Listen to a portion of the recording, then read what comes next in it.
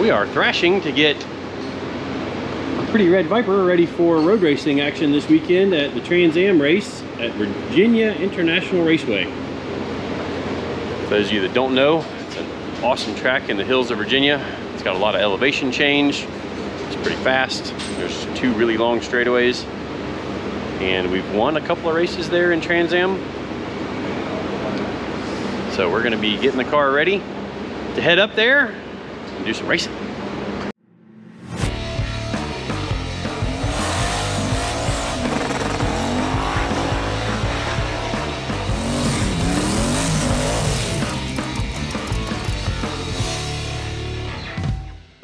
Alrighty, Trans Am racing with a Dodge Viper.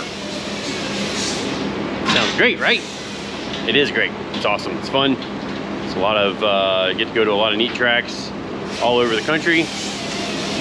And for those of you wondering, between every round, we service this car, change all the oils in the car. We do things like inspect the brakes, check the U-joints, take the air filters out and inspect the air filters, take the serpentine belt off and clean out little bits of rubber between all of the grooves in the serpentine belt. You know, when the car's turning around corners, stirring up rocks, and you'll get tiny little pieces of rubber in the belt, even tiny rocks and stuff in the belt, and it can lead to chucking the belt off the thing, which obviously we don't want that. So we keep an eye on that. We inspect the rotors for any cracking. Typically we install new pads before qualifying at every event. So we've got the most pad available, and then that gets us through the race on a set of pads. But typically we kill the front set of pads every race. So we are looking to upgrade to larger 6-piston front calipers from AP Racing, as well as changing the pedal box in the car to a manual setup instead of the factory setup. We think there's some improvement there. But the big issue we just discovered today has to do with our pretty new axles.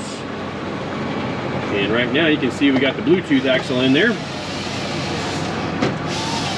The issue is coming with this new axle we've got, which I'll show you on the other side in just a second. The dimension from here to where the axle is at this same diameter now extends further, and now it's getting into our shock bracket. So you can kind of see one of our little modifications for the Viper. This is where the shock center line is in stock form. This is a relocation kit we run that helps the shock move more in the same rate of the wheel travel.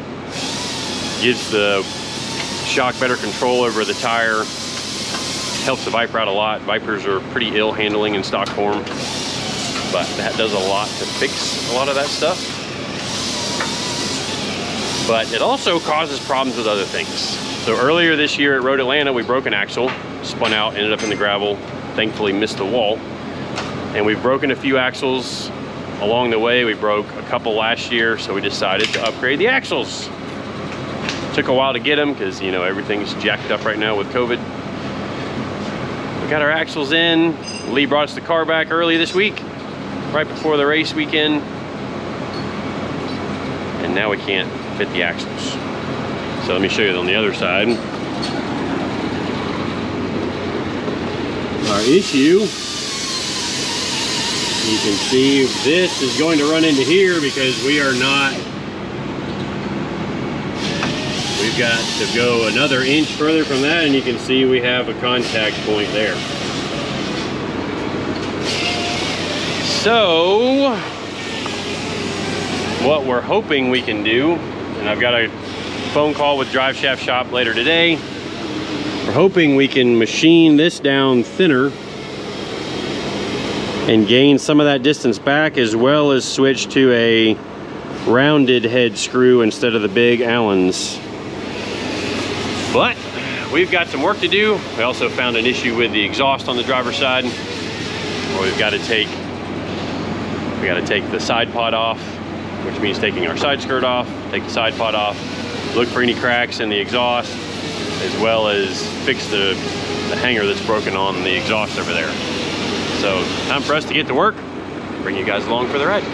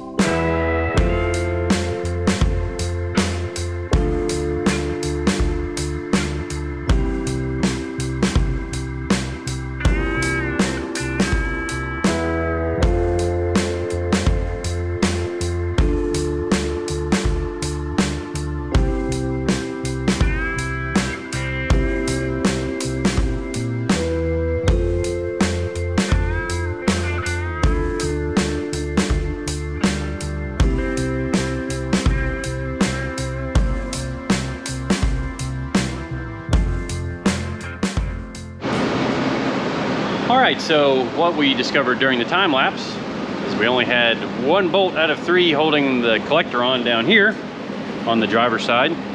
Driver's side, for whatever reason, it comes loose almost every race. And we had Nord locks on it, those wedge lock washers that I like to use. This time, we're going to use new bolts, Nord lock washers, and pinch nuts, like metal locking pinch nuts, to try and keep them tight and on the car. And we've used Loctite in the past. Maybe there's some kind of high temp Loctite that I don't know about yet or haven't tried to research, but we've used Loctite on it and it just gets super hot and melts out of there. So the mechanical locking has been what we've needed to do. So hopefully the lock washers as well as the pinch nut, hopefully that'll get the job done. If not, it'll at least last a race, and we'll tighten them again after the race is over with. So when it comes to any kind of long use racing, whether it's even time attack where you're making 3 or 4 hard laps where you're beating the car for 10-15 minutes straight, stuff comes loose way more than a drag car. The guys that do the drag week stuff, they shake a lot of stuff loose. And when I built Mullet, I tried to focus on using specialty lock washers and things, and so far nothing's fallen off the car. Like the brake calipers haven't fallen off, which was a common problem on Leroy and Ruby, but we fixed all of that. Things break, things crack. The longer you use it, when you've got a drag car that you just go play with on the weekends, you trailer it back and forth to the track, it doesn't seem to really get too much stuff falling off the cars.